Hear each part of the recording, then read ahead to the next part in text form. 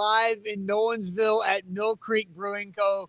Mill Creek Brewing got great stuff, including a new beer, Zach, that we'll be talking about that includes Your Mama. We'll get deeper into that later on, but we're talking Titans today as the Titans-Browns game, in my opinion, the biggest game of the NFL's week ahead, as you got 8-3 versus 8-3 in Nissan Stadium. Huge opportunity for the Titans, and what a win over the Browns could do and would do for the Titans' NFL reputation. We'll talk about the level of how big this game is, get y'all's opinion on it as well.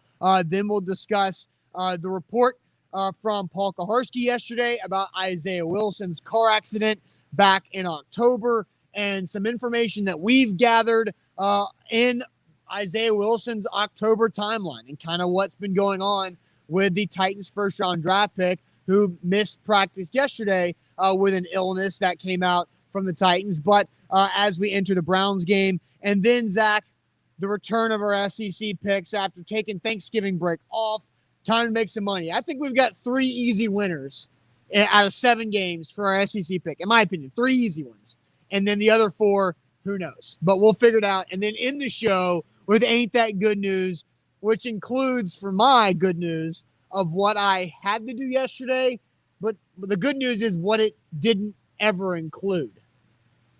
Okay. Well, hey, yesterday, if you watched the show, the Magic Bucket told Austin to do the impossible. And, Burger King could not do the impossible to the level. And we'll discuss about that, because I am curious. Yes. And I do trust, usually I always push back. That's just my personality. But Austin said, he texted me, says, I spoke to the general manager, and when he tells me that, I believe him. And so if you do your best, I don't care. If you do your best, I don't care. If you don't do your best, then I'm going to say something. So I'm intrigued about the follow-up of yesterday's Magic Bucket. We got a lot to get to, but a good show live here from Mill Creek Brewing Company in Nolensville. A great place to come hang out. Oh, yeah. Drink some cold beer. It's a Friday, right? That's already good news to start the show. Some other good news is you guys sharing the show. Bottom right corner of your screen, if you're watching on Twitter/Periscope, you'll see those 3 little dots. You can share the broadcast that way. Tap that bad boy and retweet the broadcast. We need to pop up in your Twitter followers timeline. That would help us out a great deal. What's going on YouTube? What's going on Twitch? Hello. Plus, Facebook, more people will pile in over the next 5 to 10 minutes. Sharing is caring. As you do pile in, please share the show. Share now to public. We got to pop up in your Facebook friends newsfeed. So a lot to unpack as Baker Mayfield comes to town in Nashville. Code Blue. Yeah. Now, Code Blue is good marketing. Dehember, hard pass. But Titans fans, what about January? Hard pass. But a good January can get you to a Super Bowl. So I think that's very. I got a quick funny story. Okay. Yesterday, you know how you mentioned Tampa Bay? Well, a viewer mentioned Tampa Bay. Tampa Bay, basically referencing Tom Brady and Tampa Bay. Yes. Well, where we were yesterday, I had somebody asked me. She wrote down on a notepad, says, pronounce, and she wrote Tampa to make sure that I wasn't just pronouncing Tampa as Tampa. Really? Yes. That's hilarious. So we're all in the clear. I don't like Tampa Bay. January. I think January is pretty good. I like Code Blue. I think January is legit. All right, let's get it going officially. Welcome into A to Z Sports. I'm Austin Stanley. He is Zach Bingham. Make sure you follow us on Twitter at A to Z Sports, like our Facebook page at A to Z Sports Nashville. We're Nashville's on-demand sports talk network, and we go live every weekday morning at 8 Central Time. Got to thank our sponsors because they make it happen for our show, for our business, and for you guys. Renters Warehouse Nashville, the professional landlords in the Nashville area. renterswarehouse.com is where to go. Mandu, the Pulse of Fitness, mandu.com. Your first workout is free, where one 15-minute workout equals 5+ hours in the weight room. The Tucker Agency, saving you money on your personal insurance at tuckertn.com. Calvin and Settle for the new hardwood floors and finishings at calvinandsettle.com. And the Bone and Joint Institute, the region's destination for comprehensive orthopedic and sports medicine care. But we are live today from Mill Creek Brewing Co.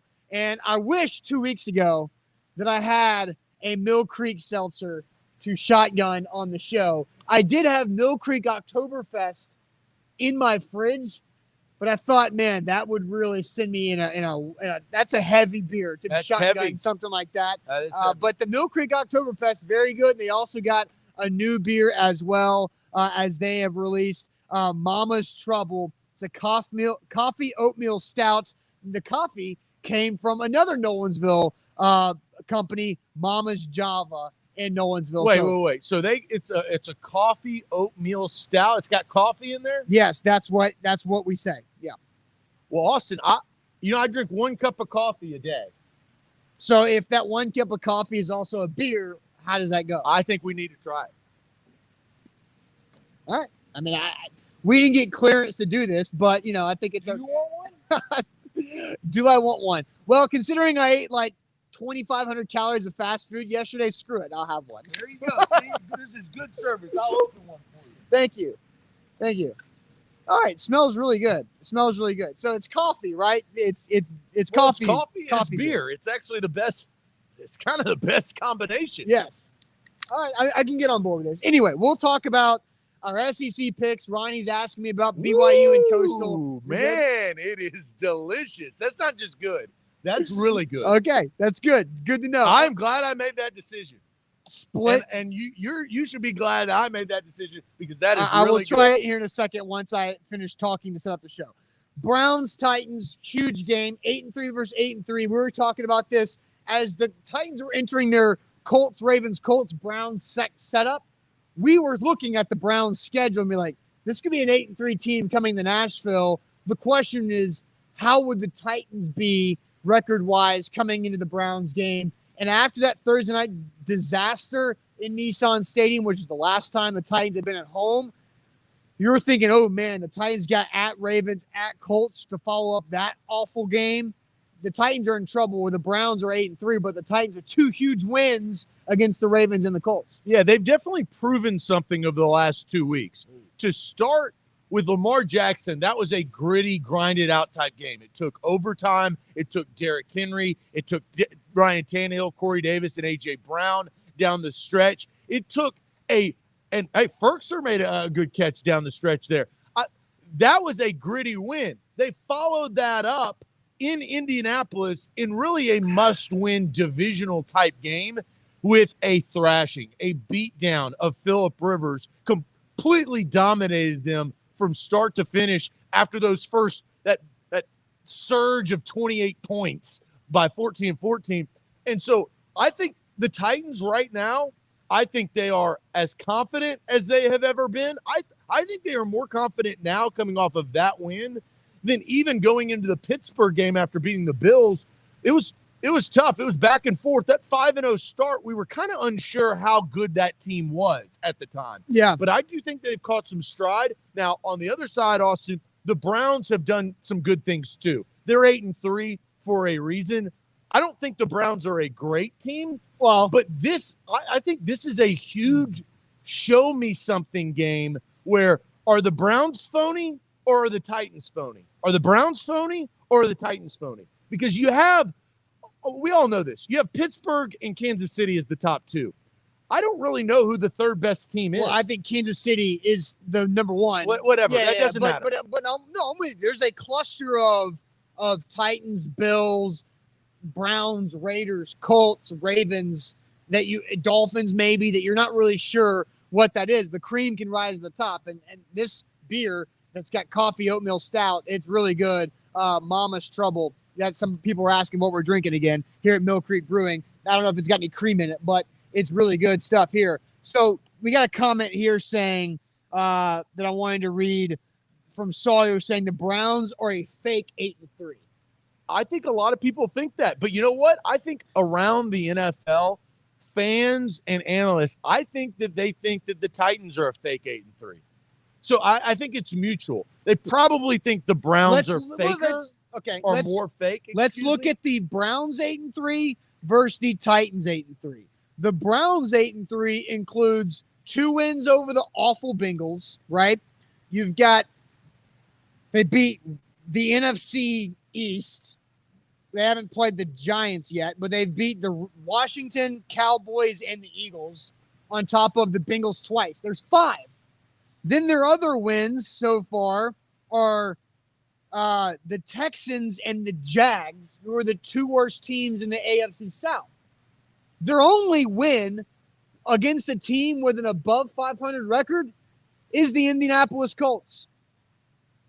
The only team the Browns have beaten with a winning record is the Colts. They got waxed by the Ravens, 38-6, waxed by the Steelers, 38-7, and they lost to the Raiders in awful weather, 16-6. So 3 of the 4 good teams they've played, they've only scored 19 points in those losses. So here's the difference, Austin. That's the overview. Right? Yes. That's the box score. Sure. I've watched the Browns Right. a lot this season. And the Browns, this is the difference. The Browns are winning the games they're supposed to win. Traditionally, over the last 20 years, the Browns never win the games that they're supposed to win. So this team has improved. Well, Baker Mayfield has gotten better from when he was a rookie. Nick Chubb is a resurgence of this franchise, and Landry has stepped up when Odell Beckham went down with his ACL. Their defense is quality. It's not great, but it's quality. all right. They're winning games that they should win, and that never happens. Okay. That's the big difference. So the Browns are a playoff team, which is it's different. And Billington says the Titans lost to the Bengals. Yeah, they did. And that loss to the Bengals started a chain reaction of change. If you think about it, it's kind of we talk about blessing in disguise a few times throughout the year of what it can be to a team. Losing to the Bengals forced a cut of Jonathan Joseph and Vic Beasley, right? It forced the trade of Desmond King that helped you beat the Bears and has helped you win games since then and helped your defense become better. So losing to the Bengals might have been a necessary evil, a necessary, knockout punch that you took, but you got better because of it. And the other 2 losses the Titans have, a near overtime game against the Steelers, which you had a valiant effort, come back after you got down, put yourself in a hole. Kicker. And then the FedEx punter, right? Special teams has cost you 2 games, and defensive players who got cut cost you the other game. And you've already gotten rid of the FedEx punter because Brett Kern's back. Losing to the Colts is not like a bad thing. I still losing to the think Colts Stephen Gostkowski is going to lose another game. Potentially. No, not potentially. I'll call it again. I told you this before the season was going to happen. It happened. I'm calling you Friday, 8/25, December 4th, 2020. You got the month of December left. You got 5 games and playoff games. Stephen Gostkowski is going to miss a kick to lose you a football game. I'm calling it right here. And it's odds, guys. I've watched enough football. Austin, you've watched enough football. We got everybody watching right now who's watched a lot of football. It's going to happen. It will repeat itself. So that is the tough thing. What they have to do, and this is how to combat that. I still think it's going to happen. But last year, what did they do? They didn't utilize their kicker because they scored touchdowns. They were so efficient in the red zone. Yeah, it was not sustainably efficient from year to year. No, it's not. But they're going to have to kind of get that magic back. So let's talk about this game, though, that they have on Sunday, okay, Austin, because Titans, Browns, Code Blue, Baker Mayfield, Ryan Tannehill.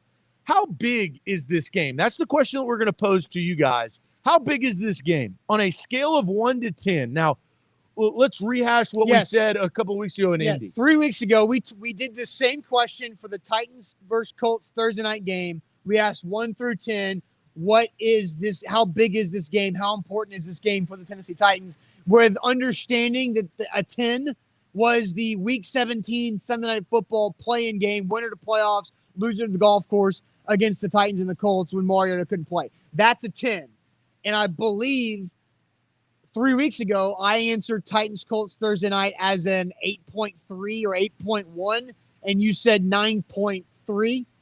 So that's how we answered then. So how are we going to answer now? How big is this Titans-Browns game on a scale of 1 to 10? Real quick, let me tell you guys about Mandu, the Pulse of Fitness, where one 15-minute workout, guys, equals 5+ hours in the weight room. It is real. The science is real. The results are real. It's fantastic. Electronic muscle stimulation. You're not going to skip leg day again. Total body workout in 15 minutes. I had a workout on Wednesday, still feeling it in the triceps, my hamstrings, my thighs, everywhere, my abs, my lower back. they blast you all over. It's a great workout. It's also easy on your joints if you're nursing an injury. They have a great package on their website, mandu.com, for 4 workouts for a holiday gift pack to give to somebody who's been thinking about trying Mandu. Your first workout is always free at mandu.com. A to Z Sports, we are live here from Mill Creek Brewing Company in Nolensville. We're drinking cold beer today. This is a good Friday Really already. good. And Mama's Trouble. It is delicious. It's a coffee oatmeal stout, kind of get us a little zip here on this Friday morning. Double local feel. Local in Nolensville from Mill Creek Brewing, and local coffee from Mama's Java in Nolensville as well. So how big is this Titans-Browns game on a scale of 1 to 10? Let's read some comments and showcase some of those comments. Got a lot of high numbers coming in, but let's go through them. Kevin says 9.5 keeps them in first of the division and another AFC win if they do that.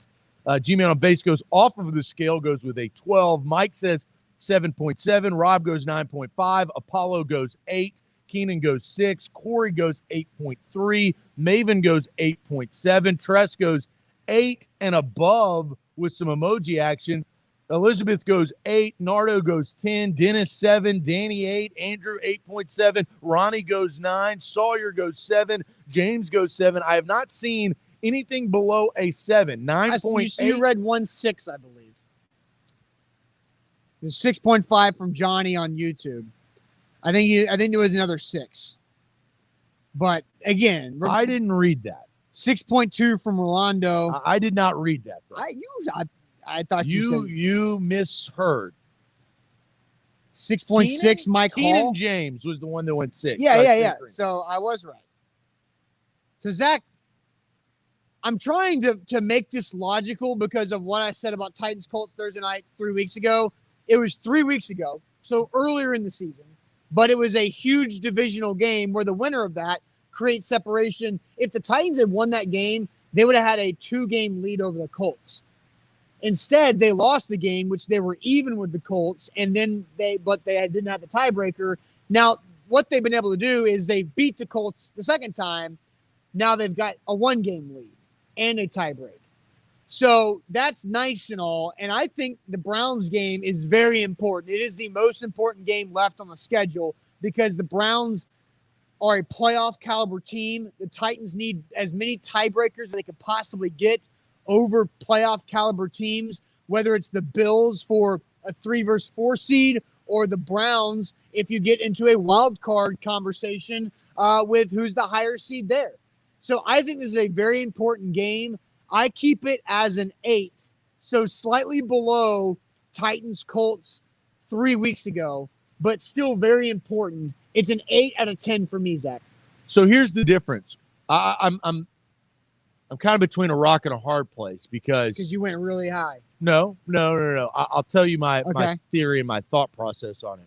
And it's something actually, Austin, you mentioned the other day is who do you want to play in the playoffs?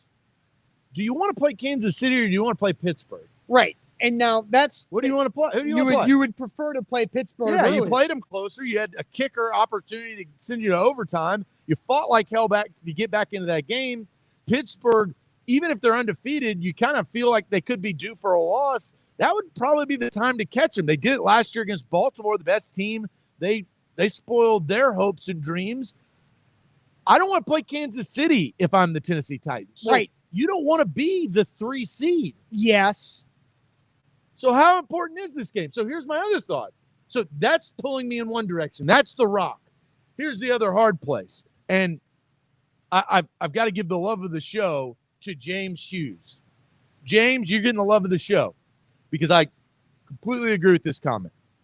All credibility will be lost if the Titans get this far and lose to the Browns. So that's your rock and hard place? Similar to what they did against the Bengals. It's about the credibility. It's about who this team is. I believe that the Pittsburgh Steelers are a great football team. I believe that the Kansas City Chiefs are a great football team. Other than that, I have my questions about the Bills. I have my questions about the Titans, the Browns, the Dolphins, the Colts, the Raiders, even the Ravens, too. Now, I know they lost. RG3 is basically, I feel like RG3 is Jake Locker 2.0, but just has been able to withstand and be on a roster. That's my rock and a hard place, though. Credibility versus strategy. Now, I know the team strategy, win the game. Win the game, the cards will fall where they may. So in importance of this game, I will go 7.5 because I value credibility, but I also value strategy, as you don't want to play the Chiefs until you have to play them in the AFC Championship game. You want a rematch, right? Because you don't want to face the Chiefs in the first or the second round. You don't. So 7.5 is my final answer. Let's look at what the Steelers have, because the Steelers won Wednesday afternoon, but they didn't look very good doing it. The Steelers have Washington coming up next. Then they go at the Bills. That is the game. If you're a Titans fan, if the Titans win and beat the Browns on Sunday, you got to look at Steelers-Bills and hope the Bills beat the Steelers. Well, that was the same thing last year. They had the same. It's like they scheduled in the same week. I remember Steelers-Bills was on a Sunday night because it was for the first time the Bills were on a Sunday night football game. It's going to be another big game in this season because two playoff-type teams going against each other. Is it in Buffalo? Do you know? Yeah, at Buffalo.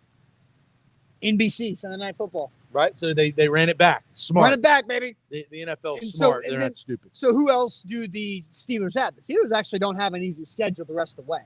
They still have Indianapolis. Right, and they finish in Cleveland. And so the Steelers have 3 games remaining out of 5 against playoff caliber teams. So what you're saying is it's most likely that the Steelers lose maybe one or multiple. Right. One or multiple, and Kansas City wins out. Is that what you're saying? I think that's technically that could be the case. Absolutely. Now let's look at the Chiefs' schedule. So in that case, you want the Titans to be the Titans absolutely have to beat the Browns because the Colts are not dead. Like, the Titans have a really high percentage chance of winning the South, but the Colts can come back and do some things and catch up to you. You don't want that to happen. The Titans need to beat the Browns because they cannot afford another AFC loss. If the Titans are going to lose another game, lose to the Packers on Sunday night. I know we talked about yesterday with Derrick Henry winning the MVP, but in reality, losing to Green Bay on Sunday Night Football in Week 16 is the same thing about the Saints game last year. It doesn't matter. It will look great. It would do some good for your brand, but it doesn't matter. That's why the Titans sat Derrick Henry and Jeffrey Simmons against the Saints last year. So the Chiefs have remaining on their schedule, they've got a couple tough games. They have the Broncos coming up this weekend, but not that big of a deal. Then they go at Miami. Then they have at New Orleans. After that, it's Falcons Chargers. So the Chiefs most likely going to win out. Yeah. To get to 15-1.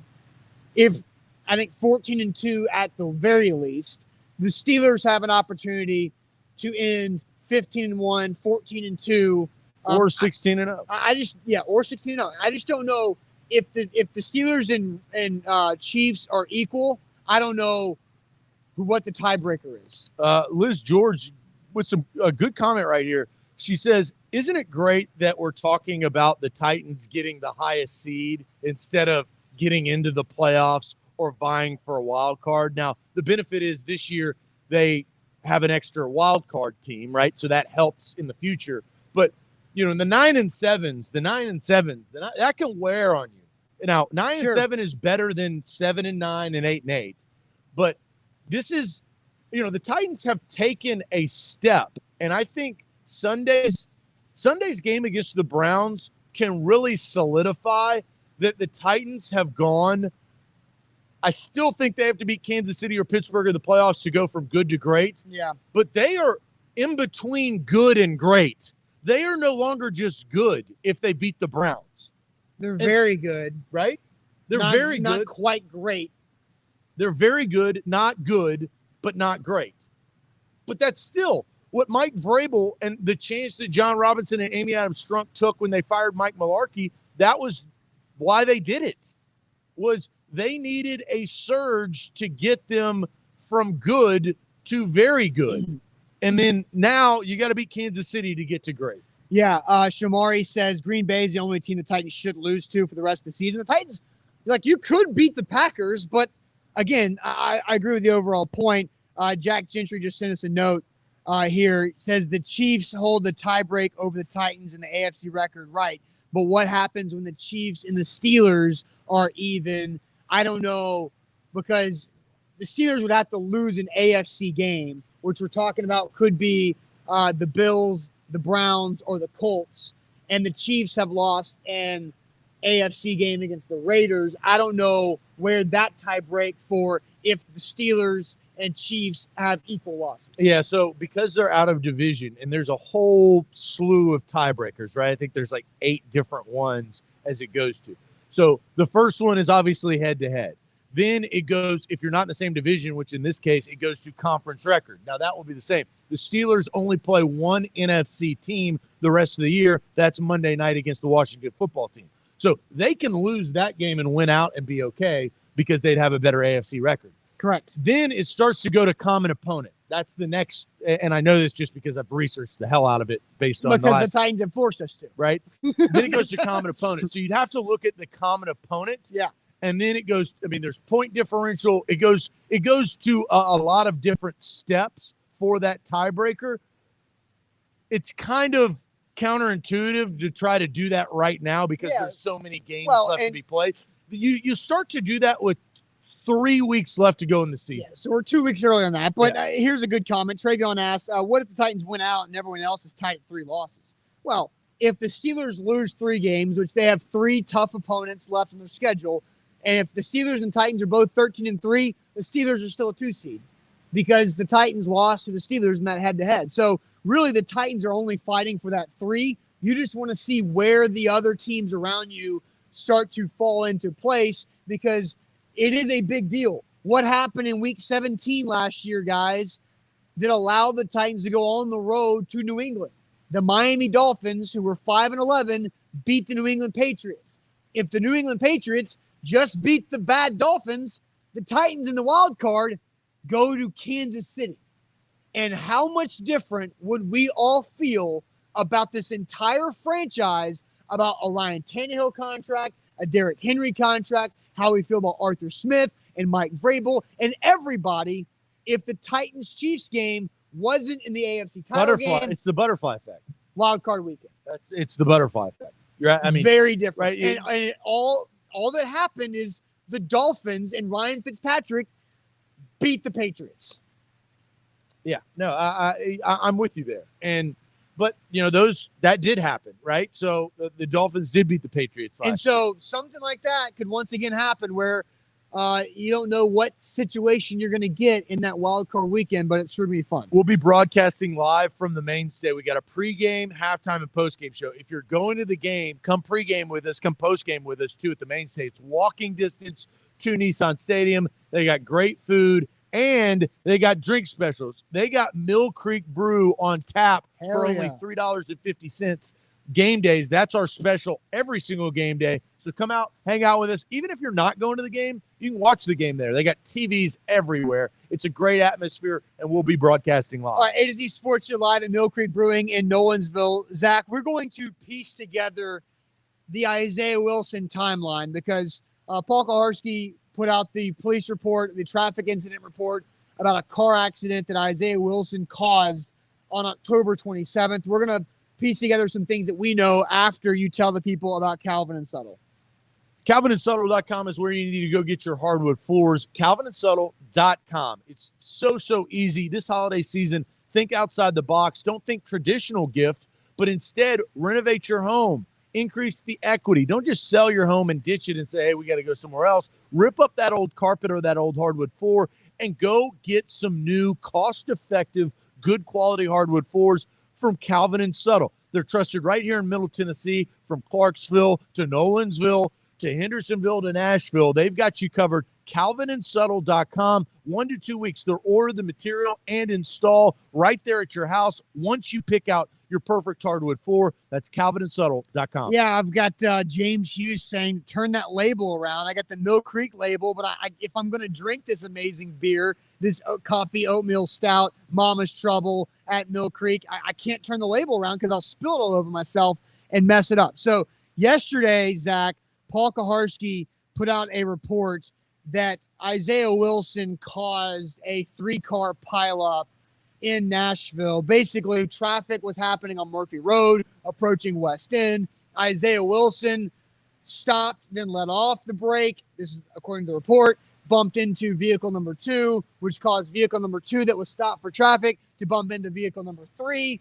Isaiah Wilson, vehicle number 1 in this report, his car needed to be towed. He could not drive it away from the scene like the other 2 vehicles could. He was leaking fluid, his airbag deployed. So this was October 27th, which is a Tuesday.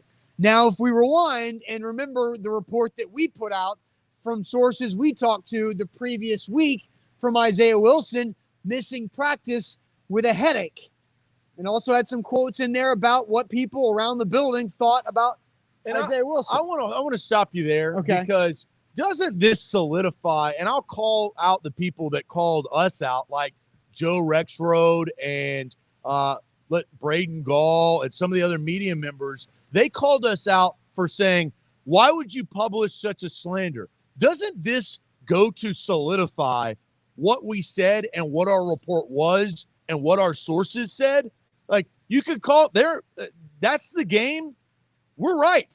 Okay. And this solidifies that we're right. So for you to call our company out, look, you can have your quarrels about how we handled it with Austin, myself, and Buck doing a staff report. I've got my own opinion about that, but I'm not even going to get into it. But this solidifies that A to Z Sports was correct. Look, we haven't gotten a story completely wrong.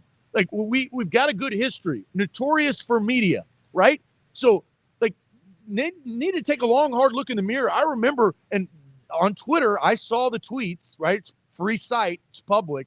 They criticized us for saying, why would you publish somebody's opinion on slander anonymously towards Isaiah Wilson? Well, this solidifies it, right? It's the cold, hard facts. Well, and DeRichler says, what does a player calling him, and again, that's you assuming that another player called Isaiah Wilson lazy, have to do with him getting into a car accident? It's not just that he got into a car accident. It's the fact that at one point, it felt like every week there was something else with Isaiah Wilson. He was a disaster. There was a COVID list, 2 TSU parties. Now I'm up to 3. There was a second COVID list. There was a DUI and wrecking a car. There was missing practice because of headaches okay, let's think about this too. I'm at 6 right now. He missed practice on Wednesday because of headache from the day before Tuesday. October 27th, when this 7th incident that we can talk about, that we know about right now, was on a Tuesday, the week after he missed practice from a headache. And you can imagine what you have a headache from. But that's 7 things before Holiday of your rookie season, when you didn't have to show up until late July because COVID kept you away. Like, imagine the issues Isaiah Wilson could have gotten in if he actually had to report for minicamp in May. Sounds like a guy who's a disaster. So, look, this is it's a laundry list. That's what you just listed off. He's had problems. Look, has he turned a corner? Maybe. Slightly. Maybe. Well, actions, right? Actions speak louder than words. I don't give a damn what you say. Hey, I'm better. I feel better. I'm doing better. Actions. What has he done? And it's actions based on his employer, right? So he's dressed out for the first time here in the last couple of weeks. He got on the field, even though he got blown up on field goal. He got on the field at least, right? So I think that is telling me a little bit more that the Titans are seeing something. Look, we don't talk to Isaiah Wilson. We don't interact with him. We don't have that ability because of COVID. Life has changed and reporting has changed. So I look at that and I say, maybe he is getting better. But at the time of our report and the time that this came out, it solidifies that this young man was a disaster.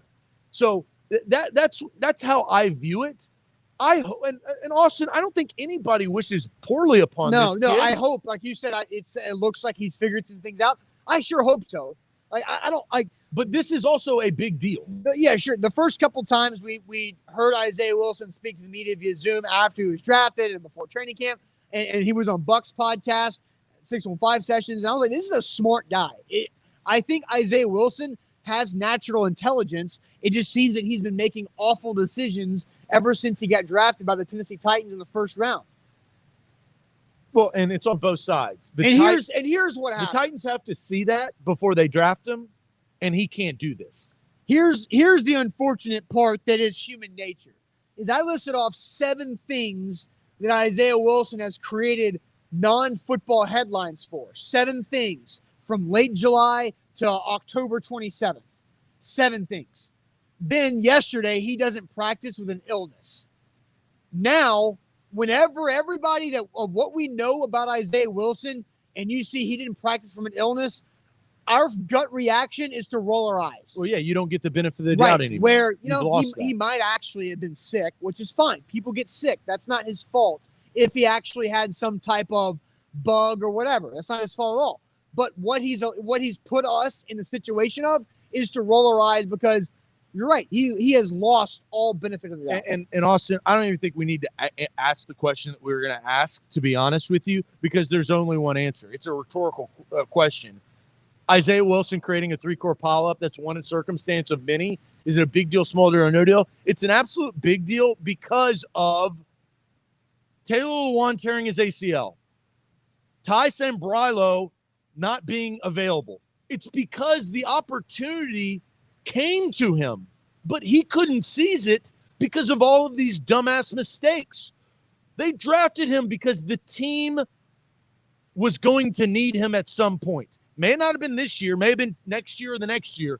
But what do you know? The dominoes fell, and unfortunate circumstances where your Pro Bowl type left tackle goes down, and then the backup of them goes down, and you were set up. You just drafted a first-round tackle. You could have moved Dennis Kelly over if Isaiah Wilson was ready, but he's not. So you can't do that. So now, and David Questenberry has come in there, and he's done a quality job so far. He's got through one start and a second half against the Ravens. And that's so far, right? He's got a lot of a season left to play to prove himself. But this was Isaiah Wilson's opportunity. The Titans did everything right except pick the wrong guy for the time. They picked the right position. They played the cards correctly. It's just the river came out and ends up they busted. I mean, that's what it is. So it is a big deal because of his actions. There's really no other answer. It's just because of the situation the Titans are in. Dom says we're blowing all this out of proportion. No, we're not, Dom. We're not. And Dom, you usually do quality stuff. That was not quality. We're not blowing this out of proportion. These are cold, hard facts. I think Dom might be just talking, and because guess what? Dom has earned the benefit of the doubt. Yes. Unlike Isaiah Wilson. Dom might be responding to Isaiah Wilson getting blown up on a field goal. so let's My just, apologies, Dom. Yeah, but because Dom has earned that, where Isaiah Wilson has not. We are not blowing this out of proportion for Isaiah Wilson because, again, I've listed off 7 things, 7 non-football headlines that Isaiah Wilson has created for himself in his rookie season before Halloween. And I don't want to hear people like Titans for Life, who is usually really good on the show. Titans for Life saying, guys, he's young. I don't care. I don't care if he's young. He's a professional. Whenever you turn pro, you gain more responsibility. You're making more money, and you're costing your employer a lot of time, money, and causing them headaches. And it's unacceptable. And the Titans are not going to cut him. They're going to allow him to grow up because I think he's got potential. I do. Shamari brings up, it's not this year. He says a regular traffic accident can't happen. You're absolutely right. That's why they call it an accident. I've been in a car accident. I've totaled a car before, right? Austin, have you ever been in a car accident? I've been hit. Okay, from behind. So you have, right? I'm sure if you poll everybody. Yes, I've been rear-ended, but that's it. May have been your fault, may have not been your fault. fault. When in any circumstance, yes. I'm saying. I understand that happens, but where you don't get, we go back to benefit of the doubt, is if you had a DUI 3 weeks before, or if you were missing work, or you weren't doing the right thing. Hold on, Austin. Okay. Hold on. If you're not doing the right things, a small traffic accident now becomes more than just a small traffic accident. That's just what it is. And that's the judging part about it. And everybody has the right to judge anybody, right or wrong, indifferent. It doesn't matter. And Isaiah Wilson is paid a lot of money by a franchise that, you know what, fans care about. That's how they get their money. This is how this works. So it's more than a traffic accident because of the surrounding other accidents that he has had. Yes. All right. So I'm going to read from the report that Paul Kaharski tweeted out last night. Driver 1, who is Isaiah Wilson, stated he came to a stop and then let go of the brake, causing him to roll into vehicle 2. Wilson's front airbags deployed in vehicle 1. His car sustained disabling front end damage. That doesn't sound like you. It doesn't make sense. Well, it doesn't sound like you just let your foot off the brake. Well, it depends on the rate of speed. Well, it says stated he came to a stop and then he let off the brake. Oh, and then he hit a car and his airbags deployed and he couldn't be towed, or he had to be towed. That's ass backwards. Doesn't line up. It doesn't line up. That doesn't make sense. Based on the report, when you come to a stop, I can't even imagine there's forcible action of you not pushing on the gas. We all drive. And if you have, I'll talk about insurance in a second, but we all drive. If you come to a stop and you let your foot off of the brake, you're going to have to be on a mountaintop for you to, I don't even know if that would happen. First off, for you to roll in and your airbags to deploy. Why let your foot off the brake? Well, that's a mistake. That happens. But then to further the point of like, how do your airbags deploy after you come to a stop and let your foot off the brake, and then you hit the car hard enough to disable your vehicle where it has to be towed, and then with the car that you hit to then hit the car in front of them. It doesn't line up to Isaiah Wilson's story. Jarvis is right. There's just like physics says that there is not enough momentum to deploy and have your car towed, right? To deploy your airbags after you've come to a complete stop and you claim that you just let your foot off the brake. It's a lie. Jonathan says, I'm sure if we look at both of y'all's track record, there'll be plenty of dumb mistakes, and that's without all that money. But it's also without the responsibility that Isaiah Wilson has as a professional. Guess what I stopped doing once I gained actual responsibility? Dumb things. I still make mistakes, absolutely, but I try to not put myself in dumbass situations because I know that I own a business. Zach owns a business. And if we do something stupid and dumb, that will come down on our business that ruins what we've built, what we're building, because we have responsibility. You grow up. Be smart. Yes. Don't be stupid. So, Jonathan, be smart. Don't be stupid. That was a dumb comment. Sorry, bud. Call it like I see it. And face it, if you want to be an NFL player and you're making millions of dollars, then you have to accept the responsibility that comes along with that about being a professional. Right. And that's the difference, Jonathan. Look, to kind of get back to settle down is you said, I'm sure if we look at both of y'all's track record, there would be plenty of dumb mistakes. Well, Jonathan, I've never in my track record had a DUI. I've never been paid $5 million either in a lump sum, right? I've never been drafted in the first round and given that responsibility of a franchise. I've never had that. Jonathan, I don't think you have either, right? So with great power comes great responsibility. That's the difference. So these dumb mistakes are now magnified. They just are. So you can say we're being hard on the kid. Too damn bad. He signed up for it. The day he signed the contract to be a Tennessee Titan and they paid him $5 million, hell, really the day he got drafted and he entered his name. Isaiah Wilson could have said, I'm not entering my name in the NFL draft and been a refrigerator salesman. Or he could have gone back and played college football and matured another year. He could have, but he didn't. So he submitted his name into the draft and said, I'm ready to work in the working man's world. Professional, right? Sometimes you get a DUI, they immediately fire you.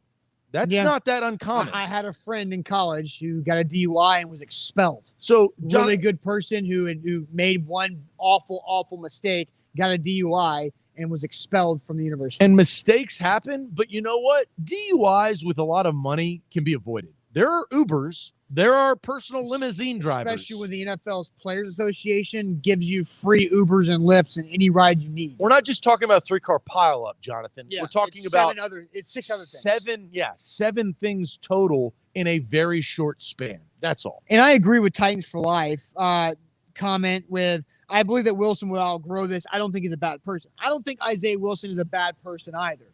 I think he's shown that he's immature and is not ready to handle his responsibilities. And Kevin is also right. Look, we get good comments and we get some questionable. No doubt. Kevin says he's lucky he's in Nashville. If he was in New York, he'd be blasted 100 times more. 100 times more. The Nashville market ain't the New York market. Man, that is so true. He would get destroyed. So true. A first-round pick for the New York Jets or Giants. I mean, you talk about paparazzi. You talk about he couldn't do anything. First-round pick for the New York Giants. It didn't even have to be the New York market. Philadelphia, Chicago, Dallas, Los Angeles. This is easy street. Pittsburgh, any other, Indianapolis even. Hell, Cleveland. This is Candyland. Any other market would be so much harder on Isaiah Wilson than what Nashville has. I don't care if you say I'm hard on him or you're hard on. He did it. Rob says you just have to Uber only in New York. Maybe that's where Isaiah Wilson needed to be. Yeah. Maybe he needed to be where he couldn't drive himself. Only. Which is he's from Brooklyn, so that he's talked about how he did not have a driver's license until he went to Georgia because he didn't need to. Yeah. A to Z Sports here live on a Friday at Mill Creek Brewing Co. Fridays mean making money. And Zach, I think we've got 3 winners in the SEC tomorrow that we're going to go over. Our gambling picks, our SEC picks coming up now. But first tell the people about the Tucker Agency where you could also save some money and then use that to go win more. Well, and Isaiah Wilson probably needs some car insurance after that 3-car pileup. He should have, and he still can. Email will@tuckertn.com, a great presenting sponsor here on A to Z Sports. Will and his team will hook Isaiah Wilson and everybody else up with some great insurance. They'll take a look at your policy and say, look, this is where things need to be switched around. This is where we can improve. But the average customer that emails will@tuckertn.com saves 20% on their insurance. That's 20%. If your insurance policy is $1,000, quick math, that's 2 Benjamins back into your pocket. You can't beat that. That's will@tuckertn.com.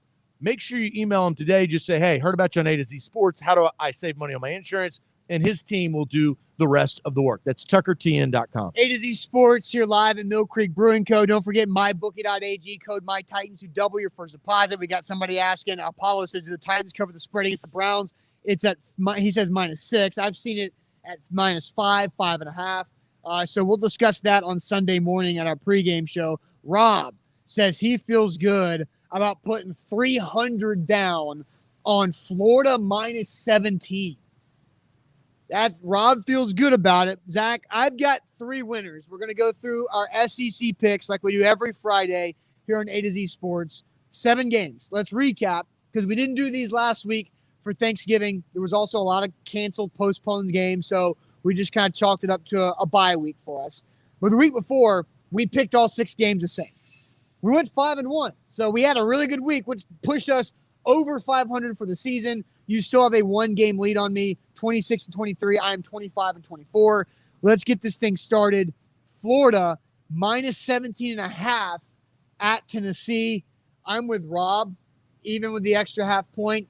I'm taking Florida Gators -17.5. Easy decision. Yeah, I wish that I knew who the starting quarterback was. I would tell you this: if I knew that Harrison Bailey was starting, and I have no idea, they haven't announced it, right? So it could be still Garantano. If they told me that Harrison Bailey would, I would bet on Tennessee to cover. But because I don't have that, I bet on Florida. I agree with you. They cover the spread. All right. They win by at least 3 touchdowns. Yeah. Well, Jeremy Pruitt has never lost to Alabama, Florida, or Georgia by less than 20. You guys are too hard on Pruitt. Woof. You guys are too tough on Pruitt. I do think the dude that called Stop talking about Pruitt like that. I do think the guy, he's no good.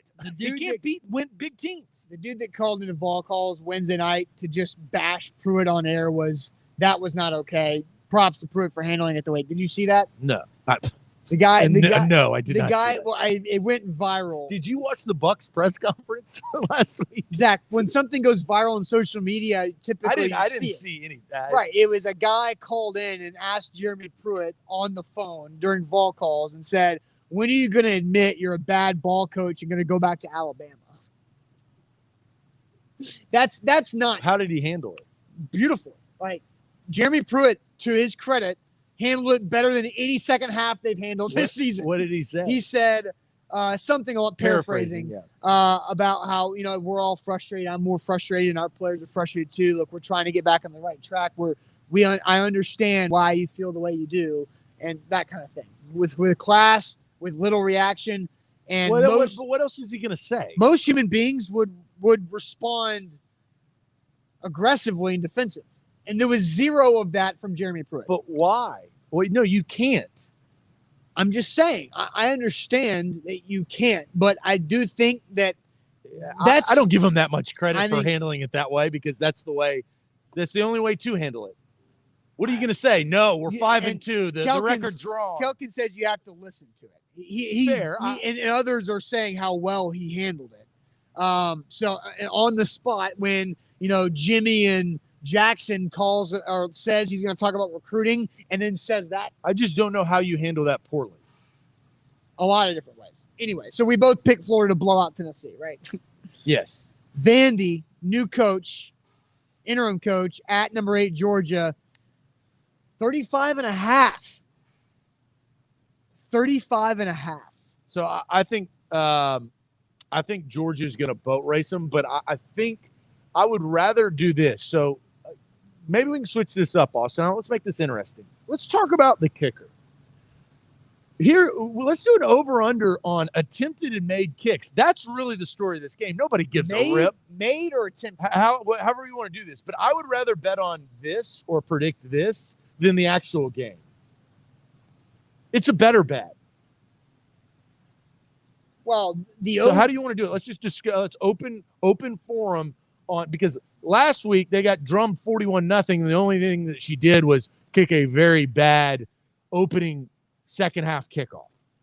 Yeah, and Missouri's So defense. it's not indicative, and I think they should give her another opportunity, right? Now, Vanderbilt has to give her an opportunity to start by getting in field goal range. But do you think she will attempt a field goal? Georgia's defense is so much better than Missouri's, and they couldn't do anything against the Tigers. Right? So we've got a good conversation So going. over under a half of extra point or field goal, just a kick. not a kickoff. Yeah, kickoffs kick. don't count. And it could be extra point or field goal. Over a half. So it's either 0 or more than 0. So there's no push opportunity. Yeah, I know which way I want to go, but I'm gonna go over. I want to go over. So let's push it up. 1.5. 1.5. What would you go? Under. 2's a lot. That you're either saying Vandy either gets in field goal range twice or they score 2 touchdowns. And it's or just attempts. Yes, attempts, not makes. It's at Georgia. And they let anybody they want in that stadium. They do not care. If you remember that Auburn game from what feels like ages ago, they don't care. I'm thinking it's under 1.5. I think she gets 1. No. I'm going over. Screw it. I may screw myself, but I don't care. All right, so I gotta write this down and scratch it So up. we're not doing the game. We're just doing Fuller attempts. Sarah Fuller attempts. over under attempts at 1.5. Is a fake field goal an Z attempt? over. No, it's not. It's A under. All right. I don't know. This is weird, but and somebody said, Brent says, I'm calling it. If she attempts a field goal at extra point, it will be blocked. I think there's a good opportunity for it to be blocked because goalies in soccer kick low trajectory, and in field goal kicking, you got to pop that thing up in the air. So from what I've seen her do in practice videos, it's just hard in like 10 days to change your kicking swing, right? If you've been doing goalie kicks your entire life, you're not all of a sudden going to be able to transition in 10 days and change your kicking. And I'm bet Chris Head says Georgia may play down in garbage time. I'm betting on that. 2 attempts. So we've scratched out the line. I think she's going to get 1. Yeah, which is It's why we just moved that- it to. it's just that too. So all right, so there we go. All right. Now I'm ready for I like Saturday. this. Now we've made this interesting. Okay. All right. Number 5, Texas A&M minus 6.5 at Auburn. Auburn plays so much better at home, but I still thought Tennessee had an opportunity if they were competent to beat Auburn. I'm going to go Texas A&M minus the 6.5. I'm going Texas A&M as well. All right. Sounds good. South Carolina at Kentucky. Kentucky minus 11.5. South Carolina has not been good whatsoever since they fired Will Muschamp. Usually you think you get that like interim coach boost, not with the Gamecocks, but 11.5 is quite a bit. Ooh, I'm going to take Kentucky to cover. I think they'll win by 14. Yeah, I'm honest. That's the one game that I hadn't picked pre-show. I had everything else pre-picked except for that one. So we agree on that. Again, I mentioned with 3 easy winners. My first easy winner was Florida minus 17.5. Here come my next 2. Right? My next 2 easy winners, Arkansas at Mizzou. I think Missouri minus 3 is automatic. Yeah, I mean, I think after they played the way that they did last week, they've had it like Arkansas had the early surge. Missouri's having that late surge with the both. They're getting better. Both new head coaches. Arkansas still plays hard. They just don't have the horses, and I think Connor Bazelak has drastically changed Missouri's season. Rob's taking Arkansas plus the points. You're taking Missouri minus 3. My next and last final easy money pick, Alabama minus 29.5 at LSU. Yeah, I've got Bama. So our one difference is Sarah Fuller. I kind of love it. It's so. It all comes down to Sarah Fuller. I'm rooting for her. And the reason why is she's John Taffer. I'm telling you, she exposed Derek Mason and what that program was at the time, be it in a tough circumstance, right? COVID's not easy on a coach, right? Wrangling college students to keep them indoors is very difficult. Hell, I wouldn't listen, right?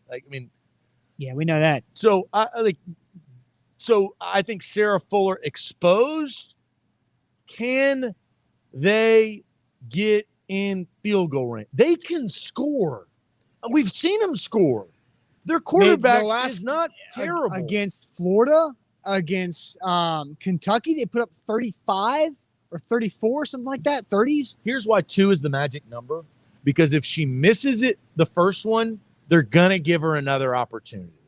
That's why I yeah, feel but they good have to about this. get there. True. Like they have to get there. Right. And so you're also relying on that juice I talked about that after you fired a coach. You rely on interim coach juice to get this. And quarterback play. Seals. Yeah, but he's their own. Georgia's defense is so much better. But they've had holes. You've seen Georgia's defense. I mean, they gave up 17 the first half to Tennessee. Well, 21 in the first half against Tennessee. Oh, but yes. 7 of those were because they center snapped the ball over the quarterback's head. So 14. You hope for something. And that was it. That was it. 14 That would have won points. the bet. That would win the bet.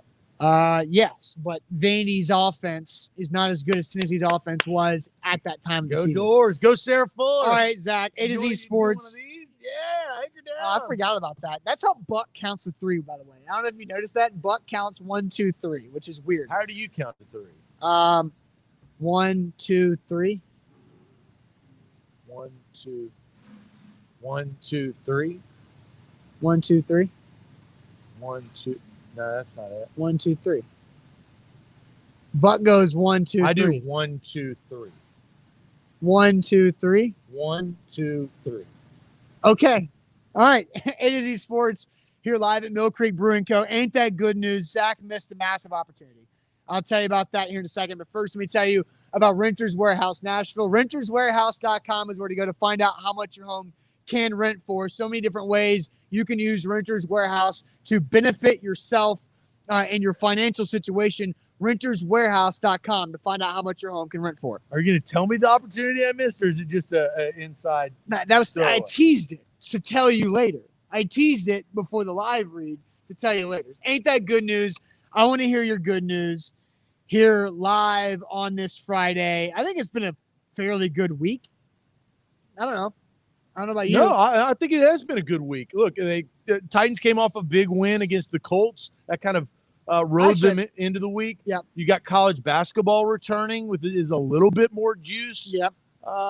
Overall, you had midday football, which was weird this week. Wednesday afternoon. Next week's going to be even weirder with 3 games between Monday and Tuesday. And we're getting closer to 2021 where everything goes back to normal, right? January 1st, we're right back. That's it. It's fixed. Yeah, everything. COVID's dead, right? So yes. So yeah, overall good week, I guess. Drinking beer at 8 a.m. Yeah, that's Mill true. Creek beer. It's even better. That is true. So I'm going to get some more comments before I talk about what massive opportunity that you missed. Alex says, good news. He's going to make money off of Zach and Austin's picks. That's the plan. And I just to pat ourselves on the back, we've been hot. We've been doing well. Last week we went 5-1 in the SEC. I thank you for Rob to bring it up. I actually had 2 good news. One of them was I already had going into the week. The other was from what happened yesterday. But yeah, the Brentwood Bruins and Coach Ron Crawford, they play in the 6A Tennessee State Championship game tomorrow night in Cookeville. So good luck to the Bruins and Coach Crawford. Unfortunately, Coach Crawford and his family went through a tough time, lost his mother, Miss Pat, to COVID and pneumonia a couple weeks ago. Miss Pat never missed a game because Coach Crawford's father, Tom, was a head coach in high school football. She never missed a game for like 4 decades. Wow, that's incredible. Yeah. So, and hopefully they play Oakland, which ironically, Coach Crawford's son-in-law used to be the coach at Oakland. He's now in Memphis now, but so there is some tie there. I've had a chance to meet Coach Crawford. Good man, good coach. So wish him well. Yes. So that is my first good news. Zach, I will let you give your good news before I tell you about my other good news about you missing an opportunity. I'm curious about this. Hunter says his wife got a green card this week. Congratulations to that. I now have something in common with a Corona bro, which is kind of interesting. Ethan says that Zach is going to hate this, but we count to 3 the same way. He now has something in common with a Corona bro. So Ethan 1, Corona 2, 3. Right? I think it depends on if I'm counting from 1 to 2 to 3, or if I just say 3. Oh, here's one. Titans for life. Good news. Thanks for the recommendation. And this is a prideful thing. Honeycrisp apples. He tried for the first time with his son, and they're hooked. Those are the best apples. Although they said Sugar Crisp. It's Honeycrisp. Well, close. Yeah, whatever. Sean says, good news is my son's last basketball game. He dropped a career high 29 points. Damn. Kid was dropping buckets, breaking ankles. Impressive. And Sean, that's been his good news. Over the last several years of his son, he's got some game. I'm curious Sean's to see how he does. Yeah, for sure. Zach says, my good news is the team from Chattanooga won last night in Cookeville. Was that South Pittsburgh? Why do I know that? God. I don't know. Josh Martin says, my good news is for the post I saw this morning. 2 of my really good friends from college, Daniel and Paige, who are married, are adopting. Baby is due on the 19th of this month. So congrats to them. Congrats to them, Josh. That's really good news. So my good news is a pan personal that I actually saw this morning. I got a college friend group. We all went to Ole Miss. And this is probably the first time in history that this has ever happened. Actually, I know for a fact for the first time. At one point in time, this late in the season, Ole Miss is dominating in football in different ways. And I'll tell you why. Elijah Moore leads the NCAA in receiving yards with 1,193. DK Metcalf leads the NFL, another Ole Miss alum, in the NFL with 1,039. A.J. Brown not far behind that, trailing with a lot of touchdown catches. So dominating on multiple levels. 2 college football players who went to Ole Miss, 1 in the NFL, 1 who is going to be a good pro. Elijah Moore is going to be he's not the same type of guy, but he's really good. He's unique. He's kind of a blend between Alvin Kamara, Darren Sproles, but not as fast, but with better hands. Like he's sneaky. Those are running backs. He gets open. Yeah. He gets open. He's a 5-tool guy, but that's my pan personal. I got that sent during the show, and I was like, oh, That's pretty sweet. This is good news for an Ole Miss guy like me. Rob says, I'm going to be a grandfather. Daughter and son-in-law pregnant, first grandchild. That's huge. Props to Rob. Congrats to Rob Spence there. Zach, the massive opportunity that you missed, because I'll go over this. The Magic Bucket, BioPure Music City Magic Bucket, had the wild card where you got to pick a old challenge from the past for me to do again. I had that for you last week. I made you the cinnamon challenge, which you hate, so you went hard on me, and you picked the challenge where you got to select my lunch and dinner yesterday. Under your circumstances. Under my dietary So that was the restrictions. BS part about it. It's not BS. That's my dietary. That's my life choices. Well, the Magic Bucket doesn't give a damn about your life choices. You give a damn about your life choices. Well, and you respect it, which I appreciate. I appreciate it. If you would have told, I've been eating vegetarian. Again, it doesn't matter. It doesn't matter. I'm just saying there was a stipulation. Right. So what you had me do is go to Burger King and get a triple Impossible Whopper, a large fry, and a large root beer. I went to Burger King. The GM, the general manager of that Burger King, said that he could not make it a triple, but he could make it a double, and that he was sorry that I could blame him. I was like, no, I'm not going to throw you under the bus. You're cool. And so I could only do a double Impossible Whopper. Well, I disagree with this. So I added cheese. Well, what you should have done is just gotten another Impossible Whopper and put the third patty on there. It's really pretty easy. You can solve the puzzle. Don't think about the puzzle. You didn't have a problem with this until right now. No. I'm just saying it's problem solving. Okay. Well, and did you ever think about that? I even asked, like, could I just pay for like an individual patty? He was like, no, it's not in the system. You could pay for another burger. The company's paying for it. I don't give a damn. That's true. Anyway, so I added cheese to it. So I had the double Impossible Whopper, the large fry, the large root beer. The root beer, by far the worst part of it. The second worst part of Burger King was the fries. I'm actually okay with the Impossible Whopper. I'd do that again if I was in a pinch, like on a road trip, but just a single patty. It was just too freaking big. But it was not bad. And it wasn't big enough. From your circumstances. For my requirements. For your stipulations, yes. Now, what really sucks... Requirements, not stipulations. Whatever. White Castle's awful. And that was my first White Castle experience, and you had me get 2 smoking cheddar Impossible sliders and a side of onion rings. Did you eat the butter cake? Oh, shoot. I missed that. I'll do that today. These are two things that you went 80%. No, you did 80%. That's an honest mistake. I completely forgot about the gooey butter cake. I think we go to the people of the punishment. There has to be a punishment for this. Not completing the full challenge. I'll go do it today. No. I actually like gooey butter. We're gonna have to figure something out, because the non-completion of the challenge. We got to go to the people. What should Austin be punished for not completing the challenge? Oh, come on. No, Daddy. Hey, I was about to say something. You really funny. You didn't catch this either. I sent you a picture of my dinner plate. Look, you knew what the deal was. It's on you. I don't have to hold your hand in the fast food line. I forgot. Alex says, "Do it again." I'm not going to do it again. There has to be consequences. There's not just you go get a casual gooey butter stick whenever the hell you do. White Castle. There has to be a punishment. So what you need to do, here's what I think the punishment will be. And I will do 2 things. Okay. I will omit the fries, but you need to go get a triple Impossible Whopper. Order the extra Whopper. You could throw the rest of the bread around. Make the triple Impossible Whopper and a large root beer. Oh, the root beer sucks. That's the point. You don't have to do the fries, but that is the punishment for not completing the challenge. You said you liked it, right? So this is not a terrible challenge. I didn't hate the flavor and taste of it. It was just too much. So that's got to be the punishment.